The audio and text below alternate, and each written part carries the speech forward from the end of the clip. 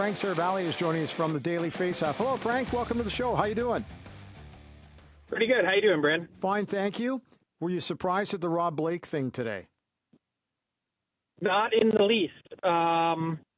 Look, I think this latest loss and how jarring it was probably felt like a pretty natural time for both sides, particularly a guy who didn't have a contract for next season, just to take a step back and reevaluate. And I think it'd be real interesting to inject some truth serum into Rob Blake and understand what he truly wanted to have happen. But he had a contract offer extension on the table last summer. I think he kind of tabled it and said, hey, let's see how the year goes. And it's tough for a lot of these former players that have made, nearly $100 million in his career as a player.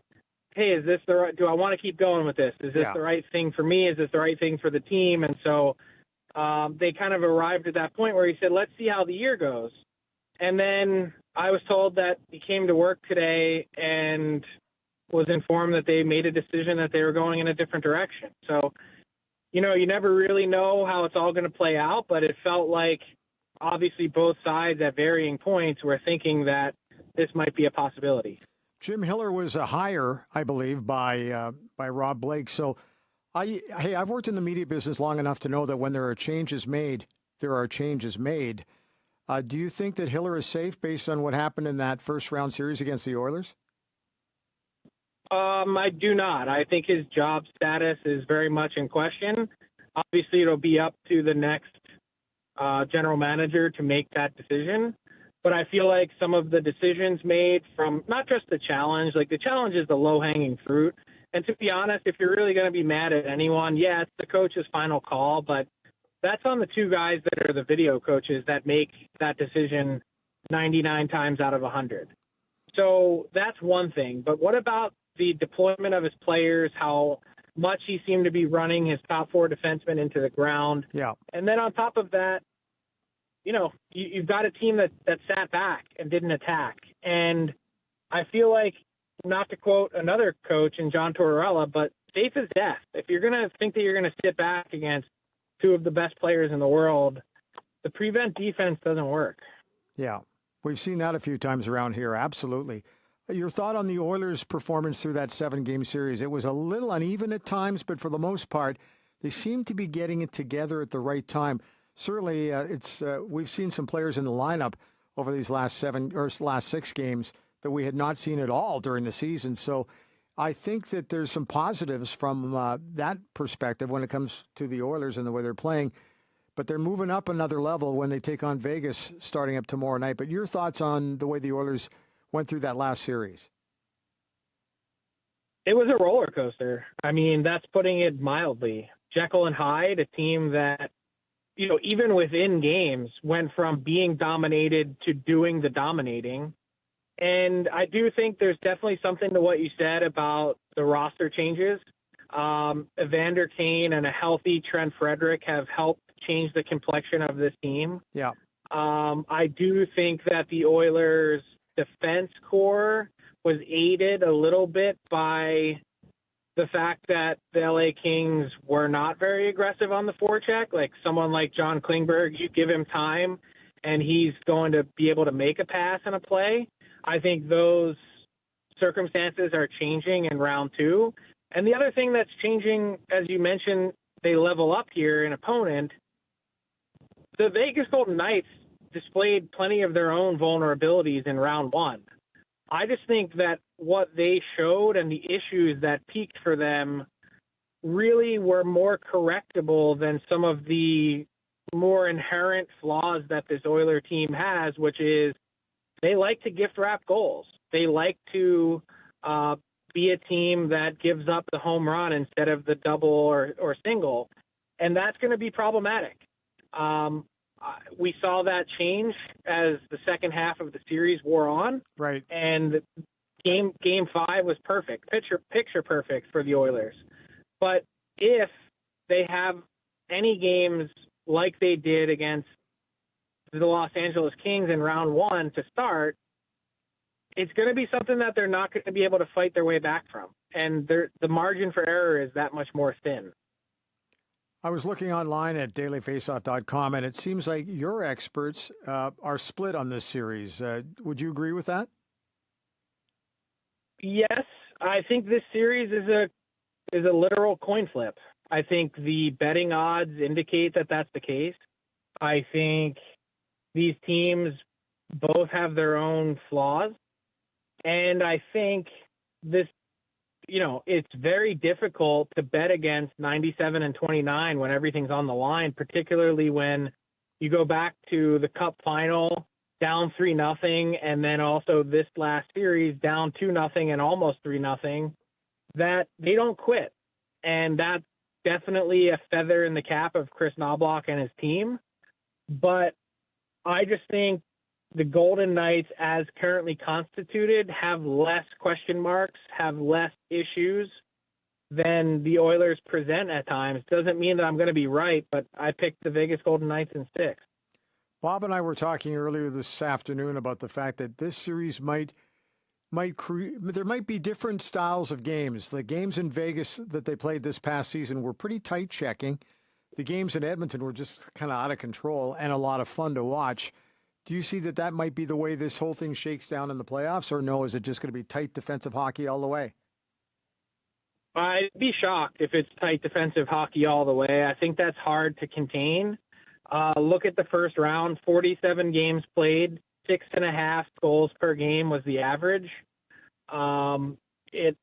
Scoring, there were plenty of 7-4 games this playoffs, which is kind of fascinating. I also think, again, going back to the penchant that the Oilers have at times to give up a lot, and particularly the vulnerabilities that they have in net, it can lend itself to a bit of what we're talking about. So I think it's in the Oilers' best interest to clean a lot of that up as quickly as they can. And I also think it's going to be a lot different than round one, because I don't think you're going to be able to keep the Vegas top line down the way that Minnesota did to start that series. I'd be surprised if it happens 2 rounds in a row. Okay, let's talk about what happened over the weekend. 2 dramatic Game 7s. I thought the game on Saturday night was going to be tough to beat between Dallas and Colorado. I think it was a hold your beer moment for the National Hockey League, because the game in Winnipeg last night I thought was even crazier. I'm going to disagree. Really? Yeah, I'm going to say that because of the moment, because of the opponent, and because of, well, not just the revenge factor, but the quality of the opponent, I'm going to say that Saturday night's Game 7 in Dallas was the greatest individual single performance that we've seen in any playoff game in Stanley Cup playoff history. Now, I know that there's 107 years of that to look back on, and I know that you guys in Edmonton in particular have seen some pretty magical things. But given all those things that I mentioned, Mikko Rantanen having a 4-point third period when trailing 2-0 and torching his former team that purposely traded him to another conference to avoid him, that's a revenge game that we don't get to taste in the NHL all that often. That's an NBA thing, is what that was. And I think as crazy as the Jets scoring twice in the final 156 of regulation to tie it and send it to OT and then double OT, I just think the special nature of what we saw from Mikko Rantanen, I don't know that we'll ever see that duplicated again. And by the way, to speak to the history of it, I said 107 years. Well, in Game 7s, there were only 3 previous 2-goal comebacks in the third period, and now today we have 5. It's crazy. Maybe that's just my Canadianism showing when I'm looking at the Winnipeg Jets, who really have had, they've had so many fall downs and so many collapses. It's just kind of nice to see them get over the hump a little bit. Yeah, and I'd be curious to see what that means for Connor Hellebuck. Like, the way that he knuckled down in the third period in both OTs was very impressive. But I don't know that that's any sort of accurate predictor. I don't know if that's a get-right moment for Hellebuck, who kind of seems to have had the yips. Oh, yeah, there's been lots of questions. I thought he played well enough last night to pick up the victory, but he, wasn't great in the first period, that's for sure. Some of the other things, I was reading your column today, obviously online, but the one thing that I was interested in you going down the road with Nathan MacKinnon and his comments about where do the Colorado Avalanche go from now? Where do they go from now? It's a great question. Having traded Rantanen, having traded their top prospect and Cal Ritchie, who I think is really going to be something, it's one thing to take a different path. I think the tough part about it is you can't really unring the bell. Like you're on paper a deeper team now, supposedly. Are you a better team? And if you're not, where do you go to find difference makers? They're so hard to get your hands on. Where do you go to find that to get better again? And do you bring back Brock Nelson? Are you happy with the decisions you made in net, signing Mackenzie Blackwood to a 5-year deal? What do you do to reshape your defense core, which honestly is not in the top half of the league, which sounds shocking to say because they've got Cale Makar and Devon Taves, but they've got some serious deficiencies in the bottom half of that defense core. So it's a lot to digest.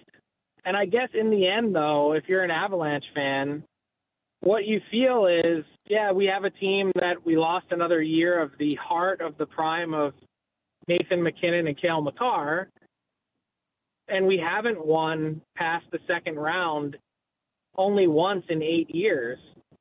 But we did win a cup in 2022, and maybe you would take the heartbreak and the torture and the rest of what comes with it if you're guaranteed to win that one cup. Well, we knew there'd be a few big teams going by the wayside in the first round. You also were talking about the Tampa Bay Lightning's championship window. Has it closed? What do you think?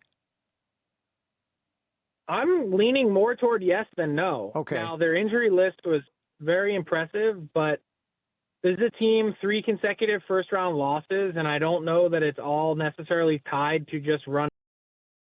Although Florida obviously is a worthy one at that. I just wonder if they show their age a little bit. For to have won the hardware and big, huge contributors, Victor Hedman, Conn Smythe Trophy winner, he's really slowed down. Yeah.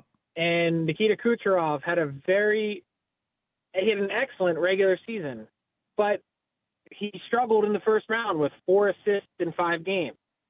And what about Andrei Vasilevsky, the other Conn Smythe winner? I mean, 3rd consecutive series for him under 900 save percentage. There's no such thing, I think we've learned in these playoffs, that goalie, a highly paid one, highly decorated one, is no guarantee for success. Goaltending is voodoo.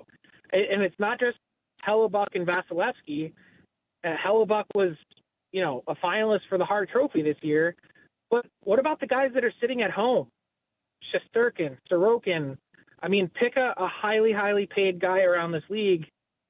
It's not a recipe necessarily for success. It's not a security blanket. So I think that part is really interesting. And when you look at the Lightning, they've just been so ultra aggressive. Another trade deadline in which you traded 2 first-round picks. That window closes sooner rather than later because you don't have anything else in your pipeline to restock what you lose through attrition and age. Well, it can slam shut pretty fast. Hey, Frank, thanks very much for your time. When you rejoin this show coming up later in the week, Bob will be back, but thanks for taking my questions today. Appreciate it. Thanks, Bryn. Have a good week. All right, thank you. There's Frank Seravalli joining us from dailyfaceoff.com.